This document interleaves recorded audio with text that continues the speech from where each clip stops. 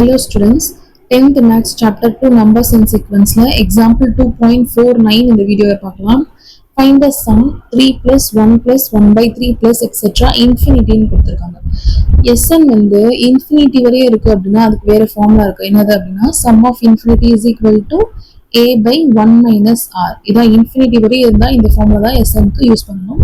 So first given வச்சு நம்ம r என்னென்னு கண்டுபிடிச்சு எழுதிக்கலாம். r எது a எது எல்லாம் எழுதிக்கலாம். a என்னது 3, a is equal to 3, r என்னதுன்னா 1 by 3, t2 by t1 அப்படின்னா 1 by 3 அப்படின்னு கிடைச்சிருக்கு. நம்ம என்ன n வந்து நம்மளுக்கு தெரியாது, இன்ஃபினிட்டின்னு தெரியும். ஸோ sn போடக்கூடாது, s infinity which is equal to a by 1 minus r. a என்னதுன்னா 3, so 3 divided by 1 minus rன்றது 1 by 3. சரிங்களா? இப்போ இதுக்கு வந்து LCM இருக்கலாம். ஸோ 3 minus 1 by 3ன்னு இருக்கும். 3 minus 1 என்ன நான் எழுதி காமிச்சுக்கிறேன். 3 divided by LCM இருக்கிறோம் இல்லையா? ஸோ 3 minus 1 divided by 3ன்னு இருக்கும். 3 minus 1 அப்படின்னா 2, ஸோ 3 divided by 2 by 3 அப்படின்னு நமக்கு கிடைச்சிருக்கு. இப்போ இந்த டினாமினேட்டர்ல இருக்குது இங்க நியூமரேட்டருக்கு வரும்போது ரெசிப்ரோக்கல் ஆகும். ஸோ 3 into 3 by 2 அப்படின்னு வரும். 3 3s are 9, 9 by 2. So S infinity is equal to 9 by 2.